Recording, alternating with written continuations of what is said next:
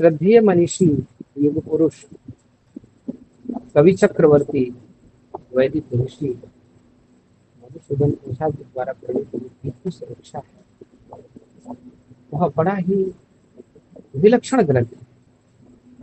कहते हैं वह सूर्य प्रभव वंशम को चाल भक्षया, यही हमारा इस ग्रंथ के साथ संबंध है। आपने आजीवन विशाल वैदिक वांग्मय का निर्मथन करके जो सुधा ज्ञान सुधा प्रदान किया है वह वास्तव में अलौकिक है। आदरणीय विमल जी के द्वारा जब यह विषय पितृविज्ञान भेजा गया, मैं तब से इसको देख रहा हूँ। जैसे एक व्यक्ति समुद्र की लंबाई को नापने के लिए एक सूत्र लेता है, यहाँ से वहां जाता है, वहां से वहां जाता है, तो मेरी यात्रा ही चलती रही। मैं कितना इसका मापन कर पाया हूँ आज के वक्तव्य से स्पष्ट होगा। सर, लेकिन इतना अवश्य सर विमल जी, इतना अवश्य में प्रणाम, इतना कर दीजिए आवाज, थोड़ा आवाज को उच्च कर दी स्पष्ट करने के लिए।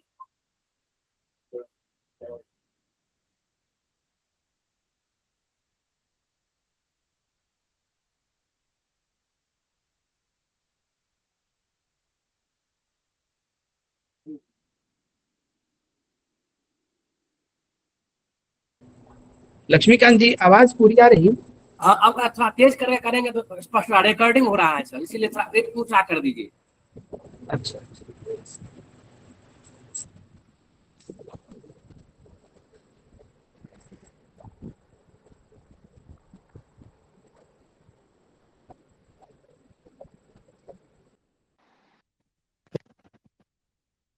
अब मैंने इसको ईयरबड्स को निकाल दिया है, संभवतः आवाज आ रही होगी,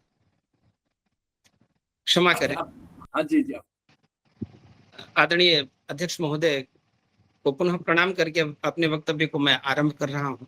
जैसा कि हमने कहा, यह ग्रंथ इतना विशाल है, इसके सार तत्वों को समझना बड़ा कठिन है। फिर भी हमने अपनी बुद्धि से, गुरुजनों के आशीर्वचन से जो कुछ समझा है आपके सामने मैं उपस्थापित कर रहा हूं। पिछले अनेक मनीषी वक्ताओं के वक्तव्य और आदरणीय सुरेश जी के एक शास्त्रीय टिप्पणी से भी मैं बड़ा प्रभावित हुआ हूं।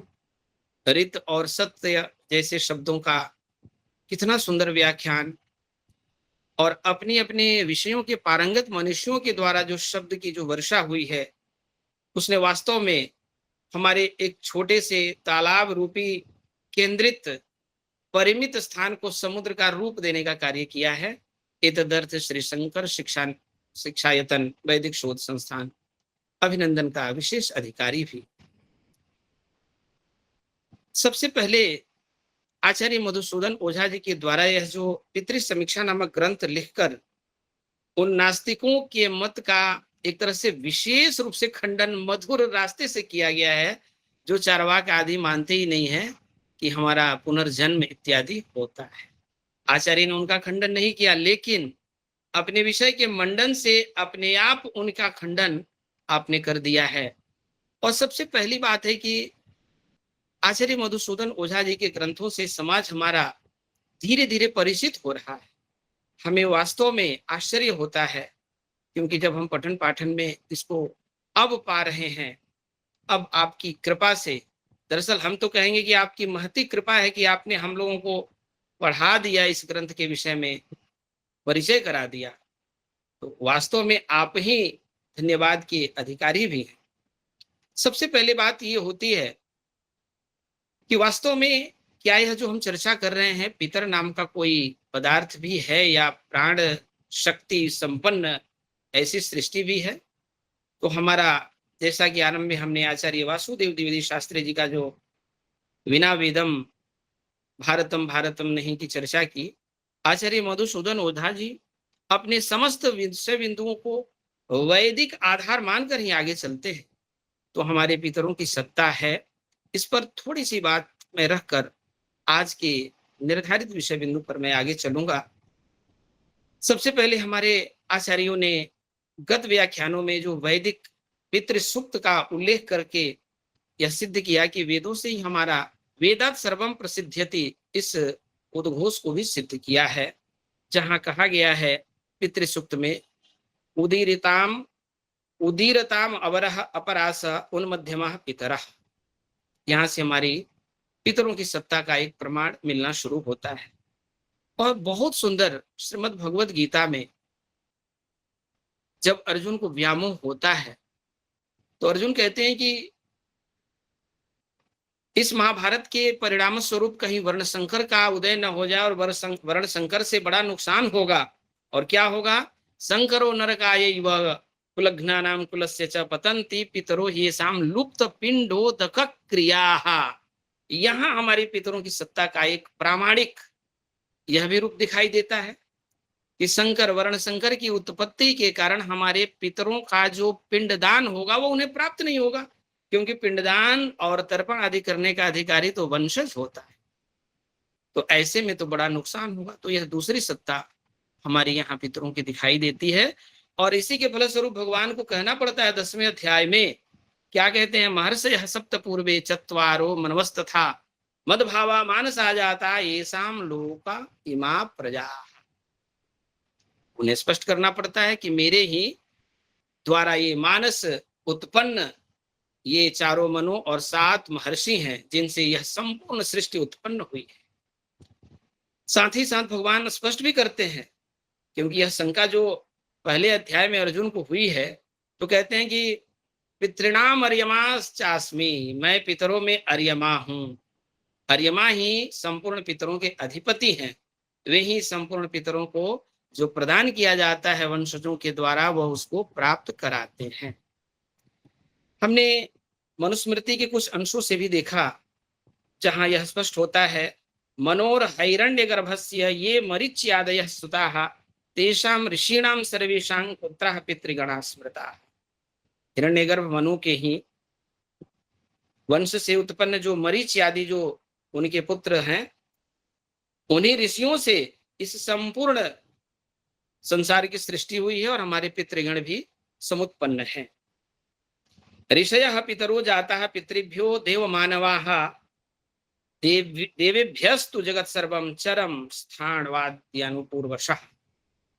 यह हमारा क्रम है। इस प्रकार से हमने यहाँ तक सिद्ध किया पर्वतो बहनिमान धूमात के समान कि हमारे पितरों की सत्ता है। हमारे शास्त्रीय वचनों से यह प्रमाणित होता है। यह एक चारवाकों के द्वारा निंदित होने के कारण कभी भी यह नहीं हो सकता, उपादेय है।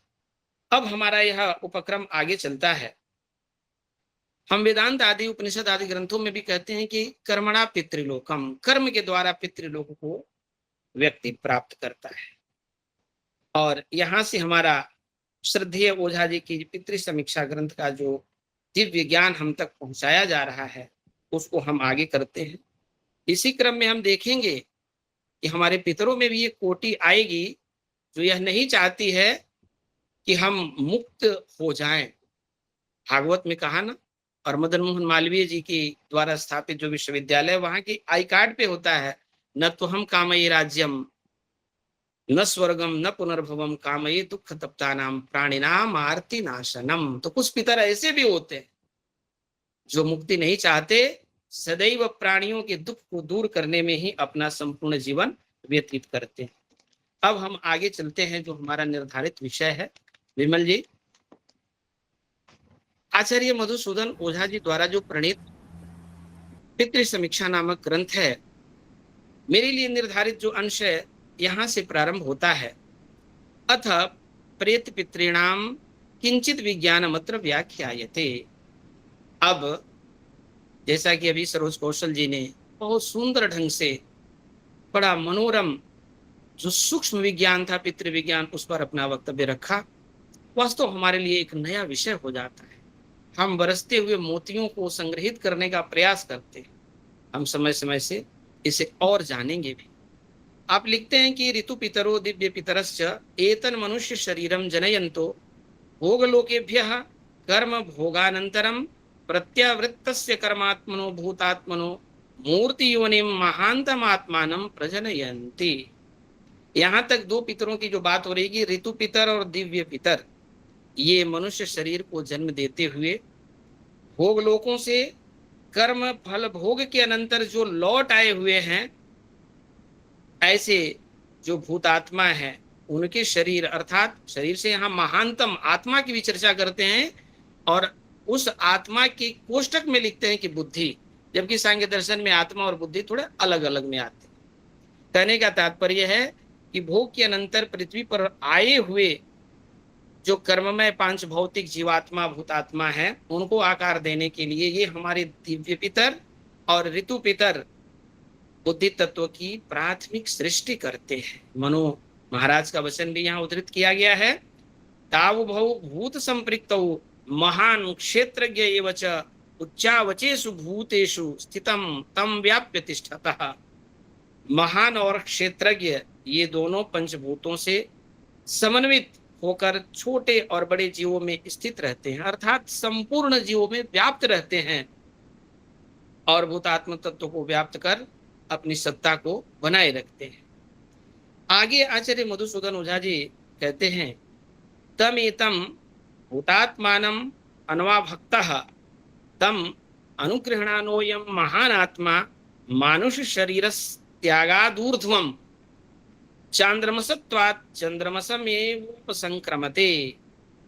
अर्थात इस भूतात्मा में प्रविष्ट यह जो महान आत्मा है, वह भूतात्मा पर जीवात्मा पर अनुग्रह करता हुआ मनुष्य शरीर का त्याग करने के पश्चात, अर्थात मृत्यु के अनंतर, चूंकि सोम चंद्रमा का अंश होने से उस चंद्रलोक को ही प्राप्त हो जाता है, अर्थात चंद्रमा का अंश होने के कारण चंद्रमा में ही संक्रमण करता है।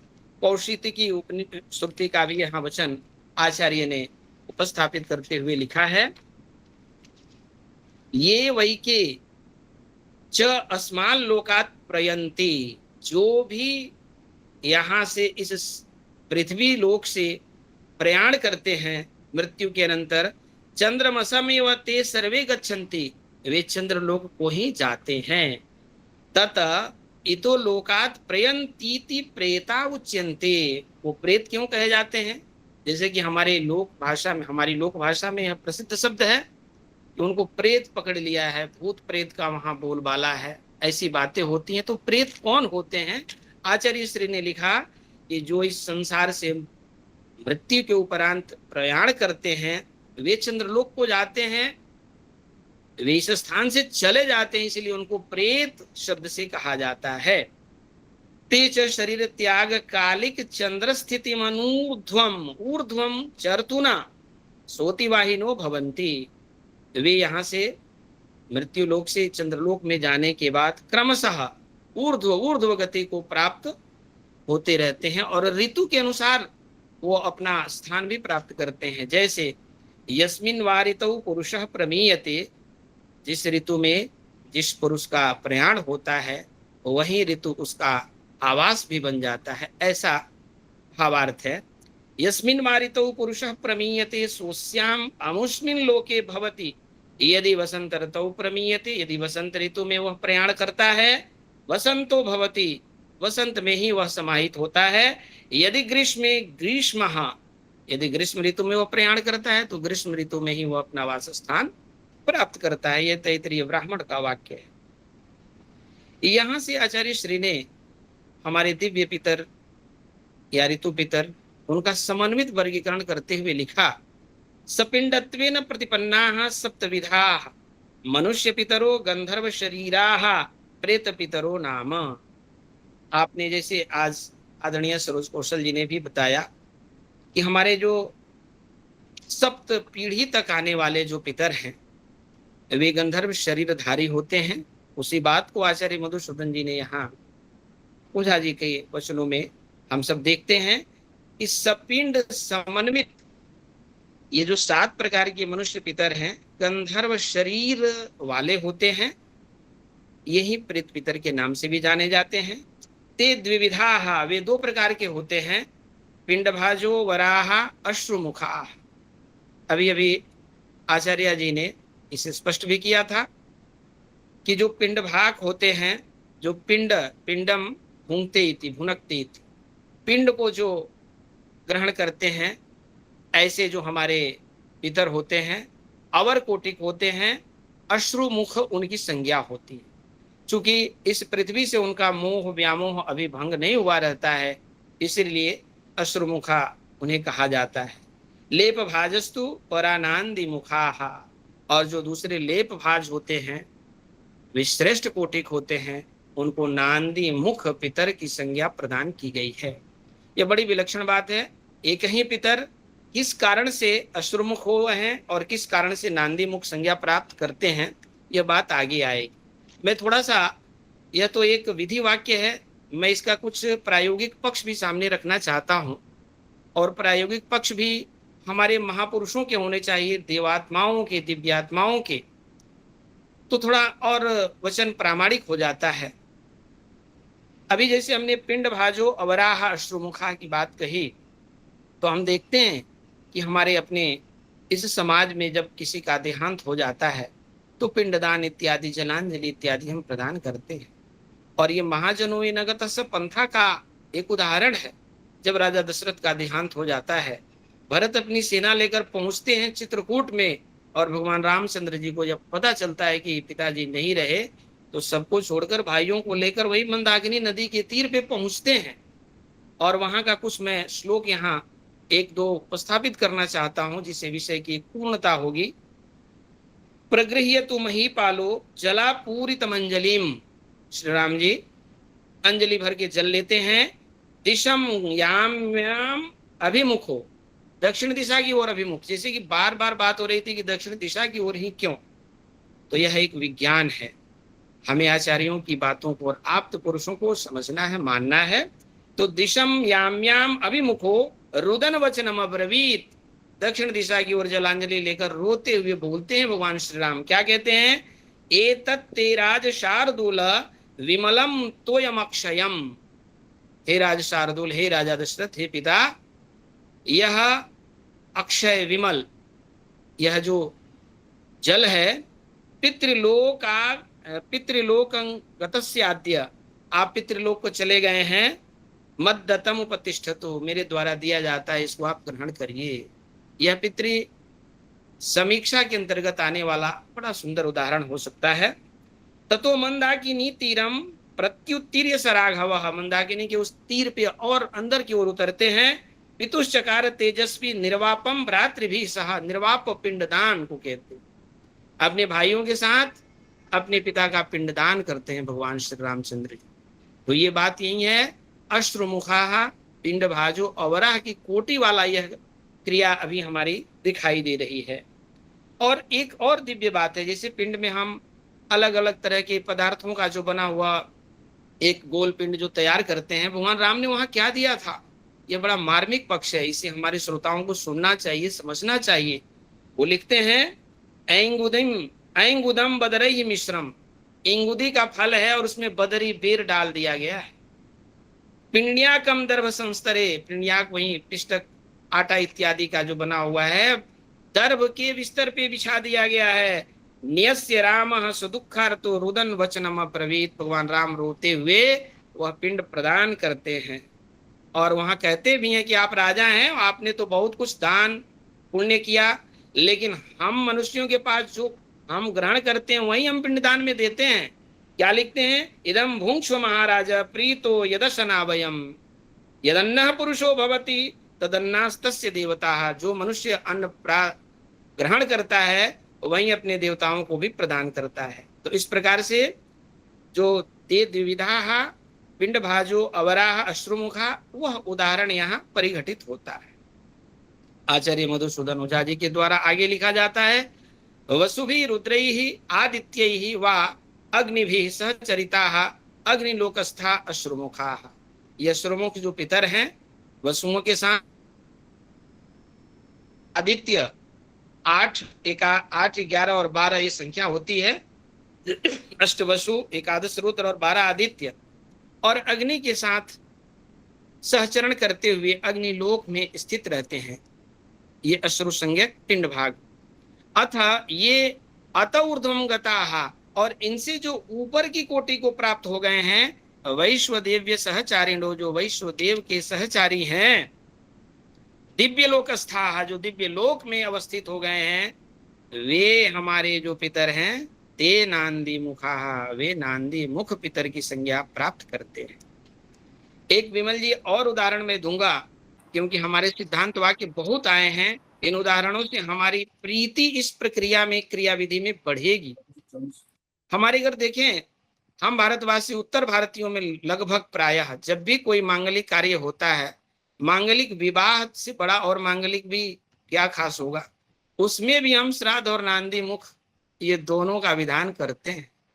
आप देखते हैं ना, गांव की महिलाएं आपस में चर्चा करती हैं कि उनके घर पितर न्योतनी हो रहा है, पितर निमंत्रण हो रहा है, पितरों को बुलावा भेजा जा रहा है, और सबसे बड़ा अनुष्ठान माना जाता है। हमारी संस्कृति में हमारे पितरों का कितना ऊंचा स्थान है।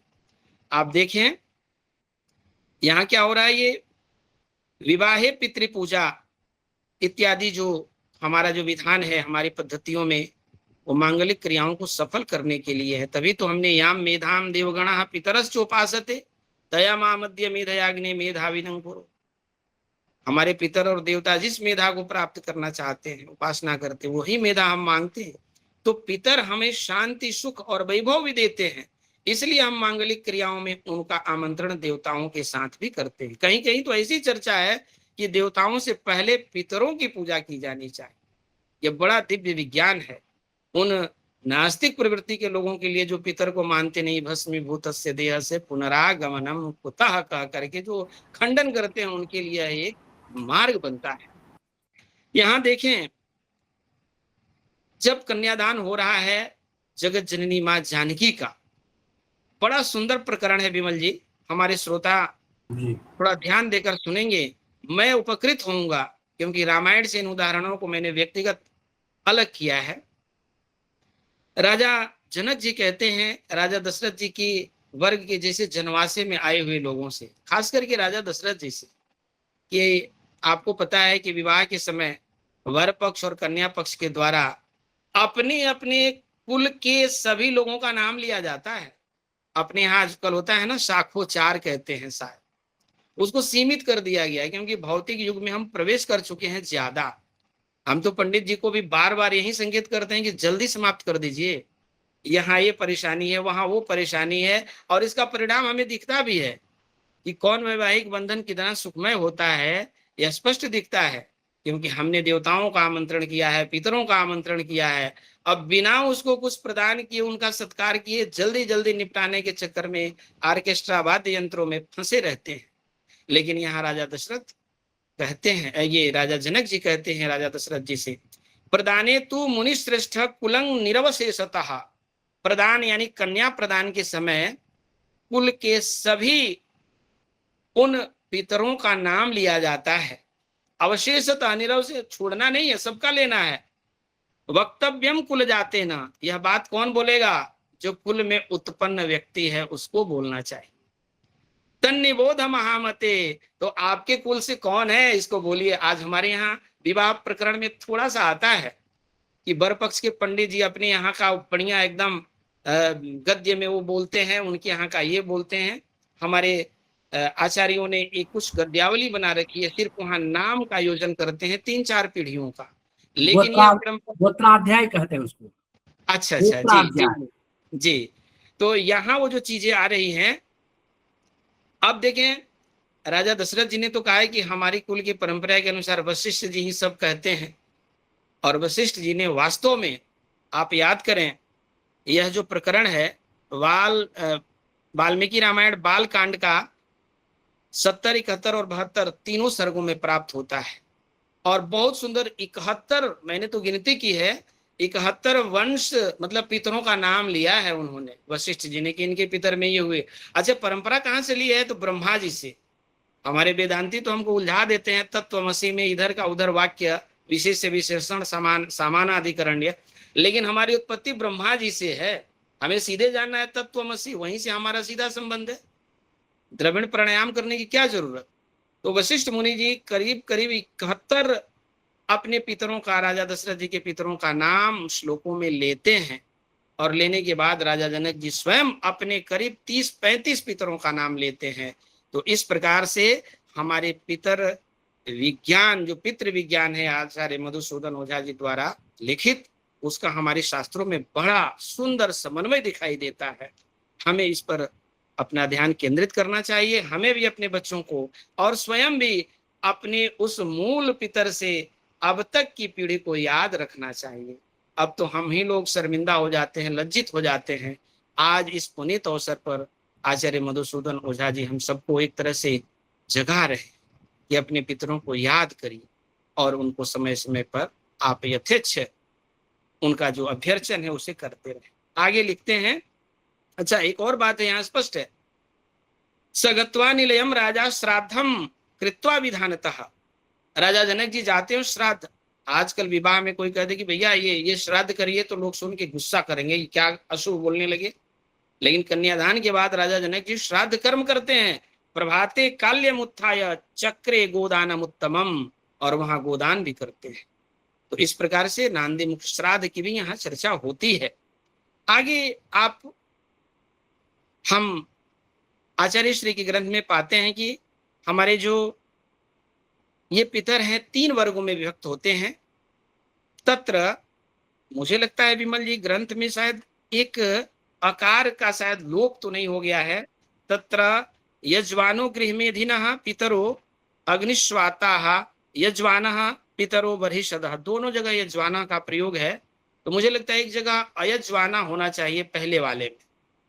तत्र यजवानो गृहमेधिनः, जो गृहस्थ लोग बड़े यज्ञ यागादि नहीं करते हैं वे तो गृह वो क्या कहले, वैसे पितर को अग्निस्वात संज्ञा उनकी की गई है। यजमाना पितरो बर्हिषदः, और जो यज्ञ याग आदि का अनुष्ठान नित्य निरंतर करते रहते हैं ऐसे पितरों को हम बर्हिषद की संज्ञा प्रदान करते हैं। सोमेन सृष्टवन्तः पितरः सोमसदः, सोम के द्वारा जिन्होंने इष्टि का संपादन किया है ऐसे हमारे पितर लोक में आए हुए दिव्य पितर सोमसद की संज्ञा प्राप्त करते हैं। आगे आचार्य जी लिखते हैं, त्रिविधा ही में पितरो भवंती, ये पितर हमारे 3 प्रकार के होते हैं। बहुत सुंदर यहाँ समन्वय है। कम से कम 3 से 7 पीढ़ियों तक हम लोग कई बार अपने पट्टी पट्टीदारों से बंटवारा करते हैं ना, तो 7 पीढ़ी कहते हैं ना, पीढ़ी बांट लेना। तो पीढ़ी पीढ़ी यही वंशावली का एक क्रम है। त्रिविधा ही में पितरो भवंती सपिंडा सोदका सगोत्राश्च। आचार्य श्री लिखते हैं कि हमारे ये पितर 3 प्रकार के होते हैं, एक सपिंड, दूसरे सोदक और तीसरे सगोत्र। अब यहाँ क्रम निर्धारित करेंगे कि मृत पिता से लेकर 7 पीढ़ी तक का जो क्रम होगा वो सपिंड कहलाएगा। श्राद्ध आदि में हम सपिंडीकरण इत्यादि प्रक्रिया को जो पढ़ते हैं, आजकल हमारा समाज उदासीन होता जा रहा है।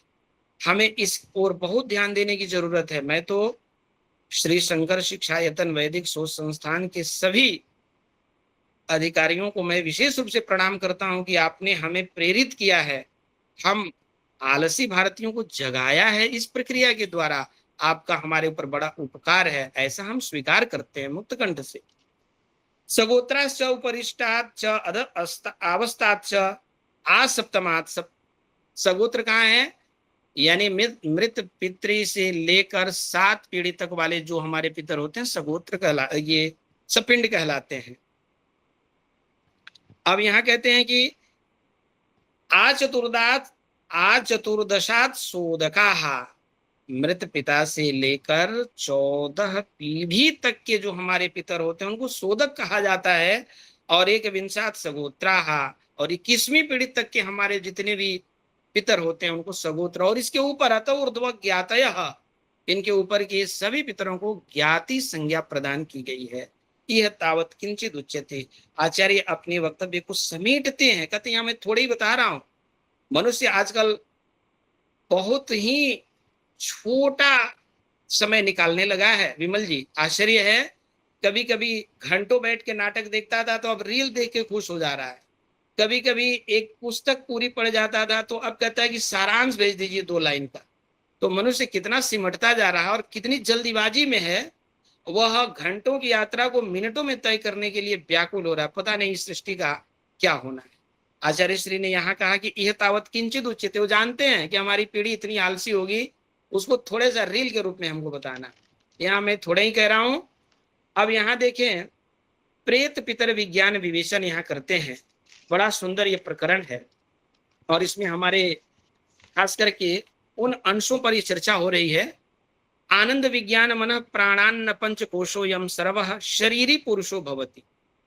अब वही चीज है कि यह जो पुरुष है, पुरुषेते इति पुरुषः, यहाँ भी मुझे लगता है शायद प्रिंट में शरीरी की जगह शरीर आ गया है। खैर हम लोग थोड़ा सा उसका समन्वय कर लेते हैं अपने से। आनंद विज्ञान मन प्राणान्न पंच कोशो यम सर्वः, यह जो हमारा शरीर है जिसमें रहने वाला शरीरी पुरुष रहता है, यह 5 कोशों वाला है। तत्रायम, जैसा कि हम सब जानते हैं कि स्थूल शरीर जो है वो अन्नमय कोश के नाम से जाना जाता है और प्राणमय में 5 प्राण और 5 कर्मेंद्रियों की गणना होती है, यह प्राणमय कोश कहलाता है। मनोमय में मन और 5 ज्ञानेंद्रियों का संयोग होता है, मनोमय कोश है जो विचारशीलता प्रदान करता है। विज्ञानमय बुद्धि के साथ 5 ज्ञानेंद्रियों का संयोग पाकर हमारा एक जो चौथा कोश बनता है विज्ञानमय। और आनंदमय की तो खोज में हम सब व्याकुल ही, उस परमानंद की प्राप्ति आत्मज्ञ एवं सर्वज्ञ की कोटि यहाँ प्राप्त होती है। रसो वैसा, यह आचार्य श्री की कल्पना है। तो आप लिखते हैं आनंद विज्ञान मन प्राणान्न पंच कोशो यम सर्वः शरीरी पुरुषो भवति तत्रायम सर्वबर्हिधा अन्नमय कोशः। इन 5 कोशों में जो सबसे पृथक बाहर वाला जो भाग है, जो स्थूल है, वह क्या है? अन्नमय कोश है, जो शरीर रूप है। तदनंतरांतर क्रमे सर्वांतरतो अयम आनंदमय कोशः, और उसके बाद वाले क्रम में सबसे अंतर वाले पश्चात वाले कोश में आनंदमय कोश कोटि आती है। आनंदमयस्य पुरुष विधत्वम, आनंदमय एक पुरुष के सदृश ही साक्षात होता है। अनुपुरुष विधोयम अन्नमय कोशः, यह अन्नमय कोश भी यह जो आनंदमय कोश है उससे थोड़ा सा ही उसे क्या कहेंगे, दूर या उसे पृथक समझना चाहिए हमें। आनंदमय विज्ञानमय, आनंदमय कोश में विज्ञानमय का भी एक सन्निवेश मानते हैं। मनोमयस्तत्र, और वही मनोमय का भी है। प्राणमयस्तत्रायम अन्नमय कोश उपधीयते। क्रमशः ये हमारे 5 कोशों की चर्चा आचार्य श्री ने यहाँ की है। प्राणे चान्नोपधानम सप्तचितिकम भवति, जब प्राणमय कोश अन्नमय कोश का एक साथ समन्वय होता है तो हमारा सप्तचितिक, एक यहाँ जो सप्त वस्तु मूलक यहाँ एक स्थिति सामने आती है। आचार्य श्री ने इसे सप्तचितिकम कहा है। और ये जो 7 धातुएं हैं कौन कौन हो जाती हैं? तथा ही आदौ शुक्रम ततः क्रमेण मज्जा, शुक्र मज्जा अस्थि मेदः स्नायवो मांसम असृंजी रस त्वक लोमानी, ये जो हमारे शरीर के जो अवयव हैं ये अन्नमय और प्राणमय कोशों के संपृक्त होने पर यह आगे प्रकट होते हैं। भुक्तस्य एव अन्नस्य परिपाकवशादि में रसाश्रिंग मांस मेदोस्थि मज्जा शुक्रौ जो मनांसि धातवो विकारा उत्पत्त्यास्मिन् प्राणकोशे प्रणिधीयन्ते। जो हम अन्न ग्रहण करते हैं उस अन्न के परिपाक के अनंतर ये हमारे जो धातु हैं, मांस मेद रस श्रृंग अस्थि मज्जा शुक्र ओज मन, ये सब ये जो विकार स्वरूप यह प्राणकोश में ही विशेष रूप से परिगणित होते हैं, यानी वृद्धि को प्राप्त होते हैं। तत्रैतद अन्नमयम मनः, हमारा जो मन है अन्नमय विशेष रूप से होता है। यह तो लोकोक्ति भी है विमल जी, हम सुनते हैं कि जैसा खाए अन्न वैसा हुए मन, अन्न के सदृश मन हो जाता है, तो यही उक्ति है। तत्रैतद अन्नमयम मनः चांद्रत्वाद दिव्यम, मन का सीधा संबंध चंद्रमा से है इसलिए दिव्य कोटिक है। ओजस्तु वायु रसत्वाद आंतरिक्षम, ओज वायु रस प्रधान होने के कारण अंतरिक्ष संबंधित होने से आंतरिक्ष पदवाच्य है। अथ शुक्रांत पार्थिवो भाव, और शुक्र वाला जो पार्थिव हमारा शुक्र वाला जो भाव है वह पार्थिव भाव के रूप में कहलाता है। तदित्थम, और इसकी पुष्टि करते हैं यह कहीं से शास्त्रीय वाक्य है, क्योंकि आचार्य श्री का कोई वाक्य मूल से भटकता नहीं है। सप्तचितिको यमन्नमय कोशः शरीरम, यह किसी ग्रंथ का एक उद्धरण है। आगे आप लिखते हैं, रेतः श्रद्धा यशः इति चांद्रमसास्त्रयो भावाः। रेत यानी रजोवीर्य, श्रद्धा, यश, ये तीनों हैं जो चंद्रमा से उत्पन्न होने वाले भाव हैं। शुक्राण्य औषधीर जनयित्वा अन्नम आवापः कल्पते। यह अनेक प्रकार के शुक्र, यहाँ जो अनेक प्रकार के शुक्र अनेक औषधियों को उत्पन्न करके और अन्नमय पिंड को पूर्ण करते हैं। ये आवाप से यहाँ पिंड शरीर का ही मुझे लगता है इसकी कल्पना करनी चाहिए। तत्रेदम शुक्रम रेतः सोमरसस चंद्र किरणात् प्रवृज्य औषधि द्वारा एतस्मिन् शारीरे प्राणे प्रचीयते। यहाँ जो शुक्र रजोवीर्य रेतः जो है सोमरस वाला, चंद्र किरणों के सहारे प्रवृज्य औषधि द्वारा, ये कहते हैं यहाँ कि रेत शुक्र किंवा सोमरस जो चंद्रमा को किरणों में रहता है, वह उन किरणों से पृथक होकर अन्न रूप औषधि भाव में स्थित हो जाता है, अर्थात प्राणों का पोषक बन जाता है। आगे लिखते हैं, अथई तस्मिन् रेतस्य व चंद्रः प्रत्युदयं श्रद्धा यशसि नक्षत्र भेदे नोपदधाति। और इसी में, इसी रेतस में चंद्रमा प्रति उदयम उदयम प्रति, प्रत्येक उदय के समय पर क्या करता है, श्रद्धा और यश नक्षत्र भेद से सन्निविष्ट करता है। जन्म नक्षत्राद आरभ्य एतद 28 नक्षत्राणि यावत् प्रत्यहं नक्षत्र भेदात् प्रति प्रविभद्यमानाः सह संज्ञा सोमरसा 28 अहनि एकम 28 कलम पिंडम जनयंती। यहाँ बहुत ही सुंदर ढंग से बताते हैं कि प्रत्येक उदय में चंद्रमा उसमें श्रद्धा और यश का निवेश करता है और नक्षत्र भेद से यह सह संज्ञक सोमरस 28वें दिन 28 कला संपन्न यानी 28 कला संपन्न एक पिंड को पूर्णता प्रदान करते हैं। इसके आगे आचार्य श्री लिखते हैं, किंचिदूनया अहनाम 28 स एकैको नाक्षत्रो मासः संपद्यते। नाक्षत्र मास की चर्चा करते हैं कि 28वें दिन की पूर्ति में जो थोड़ा भी अवसर होता है वह एक एक मिलकर नाक्षत्र मास के रूप में परिवर्तित हो जाता है। आप लिखते हैं, तथा विधई मासई अभिप्लुतई षष्ट्युत्तरया अहनाम त्रिशत्या यानी 360 दिनों का पूर्ण त्रयोदश मासोयम एक संवत्सर संपद्यते। और यही 360 दिनों का यानी 13 महीनों का एक संवत्सर संपन्न होता है। तथा चैकस्मिन् संवत्सरे त्रयोदशा मीमांसिका पिंडा जायन्ते। इसीलिए जब हम पिंडदान इत्यादि करते हैं मृत्युपरांत संभवतः, तो यहाँ 13 मासिक पिंडों की चर्चा की जाती है। आगे आचार्य श्री ने लिखा, अथ षड्भी मासई ही द्वौ षाण्मासिकौ अन्यौ। 6 महीने पर 2 पिंड षाण्मासिक के नाम से अन्य प्रकार के दिए जा रहे हैं। अथैवम 12 मासई सांवत्सरिको यमन्यः। और 12वें महीने की पूर्ति पर यह सांवत्सरिक, मुझे लगता है कि शायद हम लोग अपने में उसको एक दूसरे नाम से जानते हैं, खैर आप सब उससे विज्ञ हैं। तो सांवत्सरिक यानी वार्षिक पिंडदान की संज्ञा उसको प्रदान की जा रही है। तेनैते पिंडा 16 मासिका प्रति पुरुष शरीरम एकैकस्मिन् संवत्सरे भी विनिवर्तन्ते। और यही दिए गए जो 16 जो मासिक पिंड है प्रति पुरुष में एक एक करके संवत्सर में लौट आते, अभिनिवर्तनते का यह यही आशय है कि लौट आते हैं। इति भाव्यम, ऐसा हमें सोच लेना मानना चाहिए।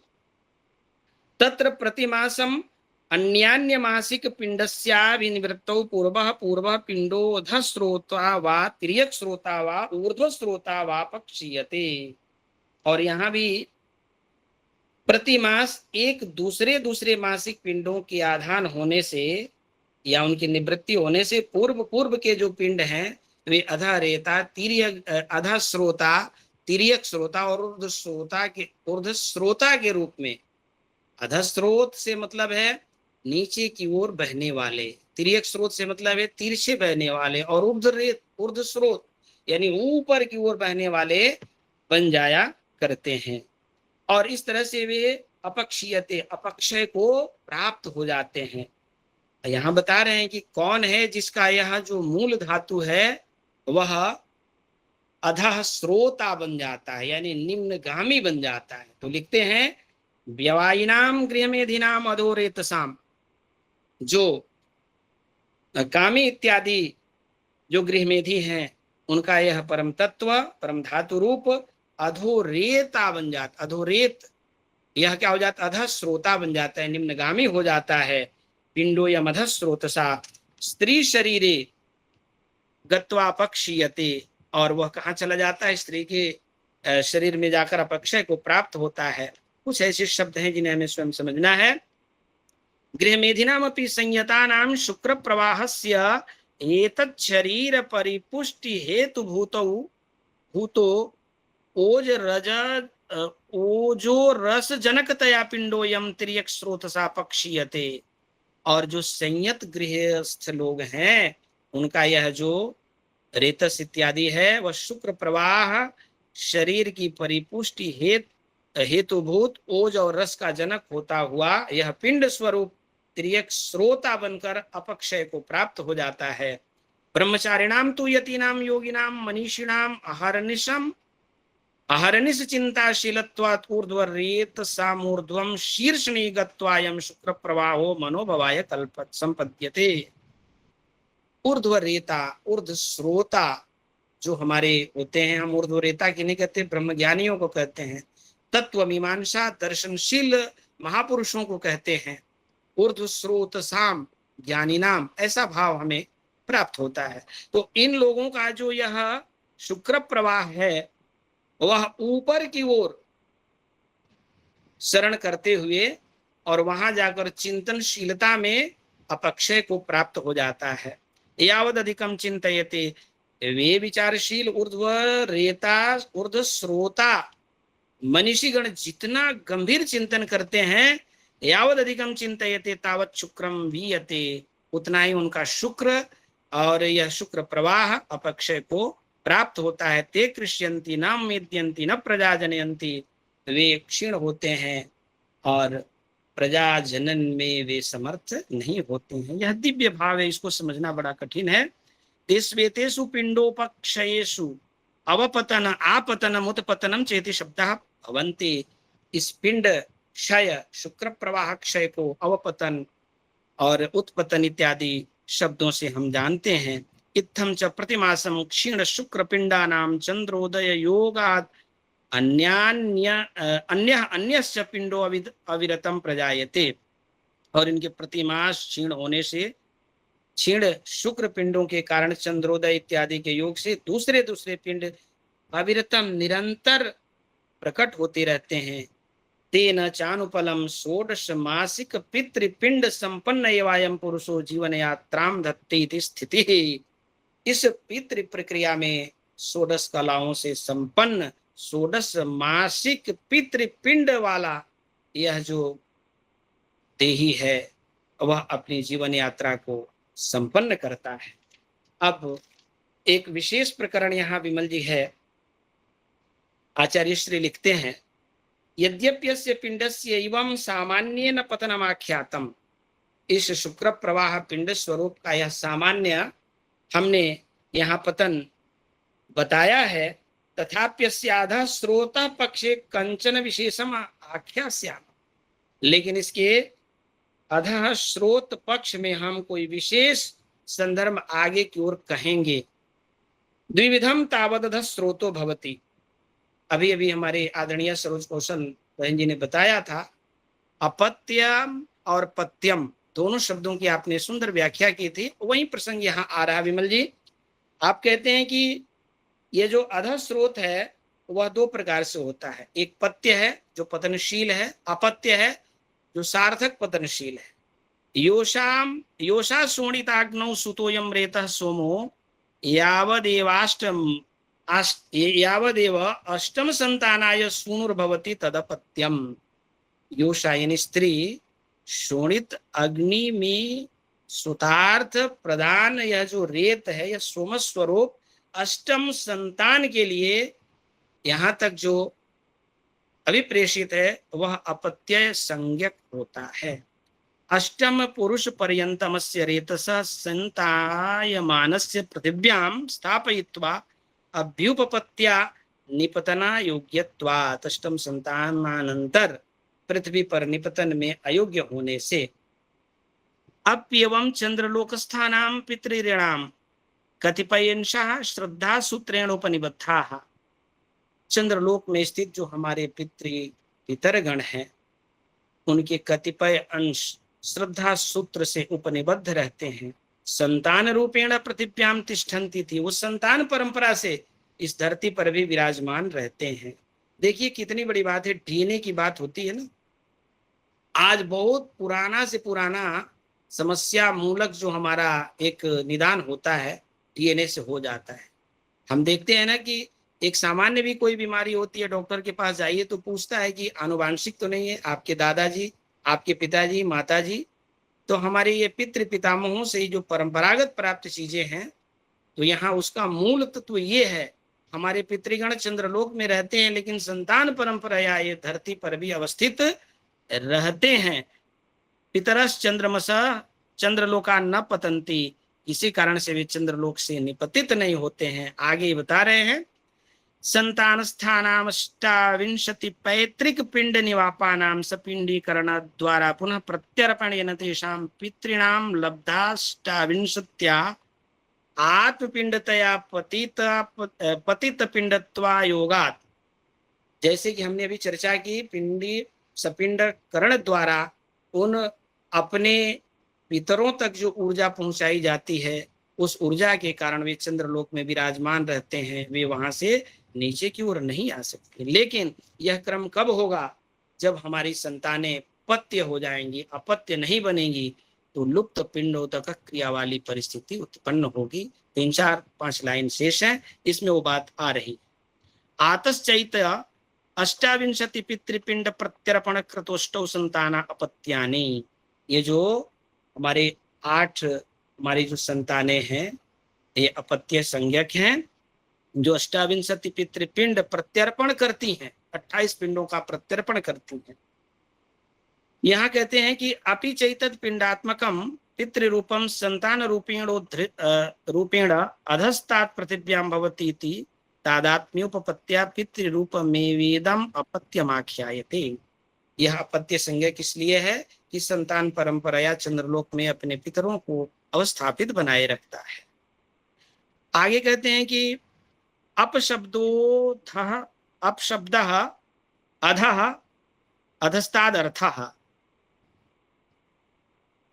अप जो शब्द है वह अधः निम्न का वाचक है, अर्थ प्रदान करता है। अधस्ताद भवतीत्यपत्यम, नीचे की ओर जो उत्पन्न होता है उसको अपत्य कहते हैं, ऐसा भाव है।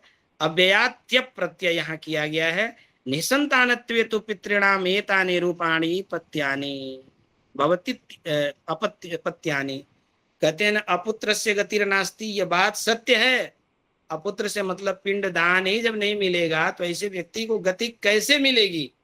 तो यहाँ इसी बात को आप स्पष्ट करते हैं कि निसंतानत्वे तो पितॄणाम एतानि रूपाणि पत्यानि, पिता ऐसा रूप ही नहीं रह जाता, अर्थात वे चंद्रलोक में अवस्थित रह ही नहीं पाते, क्योंकि बिजली का तार जब वहां से कट गया तो उस तरंग का प्रवाह तो रुक गया ना। तो यहाँ ये प्रवाह विशेष रूप से है। सप्त कलस्य पितृरूपस्य संतानकृत पिंडीकरण द्वारा प्रत्यर्पणेन पुनरष्टाविंशति कलरूपताया असंभावित्वात्, क्योंकि सप्त कल रूप पितृ को जो अष्टाविंशति पिंड की प्राप्ति होती है, निसंतान होने पे उसकी प्राप्ति नहीं हो पाती, इसलिए वे वहां बहुत दिनों तक बने नहीं रह सकते हैं। अपुत्र से गतिर नास्ति, ये बात होती। अपि चेदम संतान व्यतिरिक्तम तो अधोरेत पूर्ववत प्रतिमासम पत्यम, और वह जो अधोरेत बनता जाता है उसके कारण उसकी पत्य संज्ञा होती है। पूर्व मास पिंडस्य उत्तरस्मिन् मासे निरूपाख्यत्वेन अव्यवहार्यत्वात् अयो नौ बंध्या गर्भम वा सिक्तम रेत पूयते तस्मात् पत्यम। अब विशेष इसकी व्याख्या की जरूरत नहीं है, और विमल जी यही स्पष्ट किया जाता है कि जो संतानोत्पत्ति के लिए जो अपना शुक्र प्रवाह है अपत्यार्थक होता है, तद अतिरिक्त यह जो पत्य संज्ञक होकर अपने पितरों को लुप्त पिंडोदक क्रिया संज्ञक बना देता है। तो आचार्य श्री ने इस विलक्षण पितृ समीक्षा ग्रंथ के द्वारा पितृ विज्ञान की जो चर्चा की है, मैं तो बहुत लाभान्वित हूँ, और अपने पितरों के प्रति हमारी श्रद्धा भावना भी जागृत हुई है। आपने स्पष्ट लिखा है, गया भी जाकर अपने पितरों को पिंडदान के द्वारा तृप्त करना चाहिए। गया मुआ, एक बढ़िया पद्य मैंने कहीं से लिखा था, वो भी दिख नहीं रहा, कि गया में जाकर के पिंडदान के द्वारा एष्टप्या बहवः पुत्रा यद्यपि एको गयाम व्रजेत। बहुत सारे पुत्रों की कल्पना करनी चाहिए, कम से कम एक भी तो गया जाएगा ना। सब तो जाते नहीं, सब व्यस्त हैं आजकल, इतने व्यस्त हैं कि बात करने को समय नहीं। गया जाकर पिंडदान क्या होगा। यजेत वा स्वमेधे न, या समय निकालें तो स्वमेध कर दें, नीलम वा वृषम सृजेत, या एक वृक्ष का त्याग करें। इस प्रकार से आचार्य श्री के इस विलक्षण ग्रंथ को मैंने कितना समझा है मैं नहीं समझता हूँ, कुछ समझा हूँ, लेकिन इसमें से कोई सार तत्व आपको निकलता है तो आपका आमंत्रण सफल है, और आप हमारे लिए वंदनीय हैं।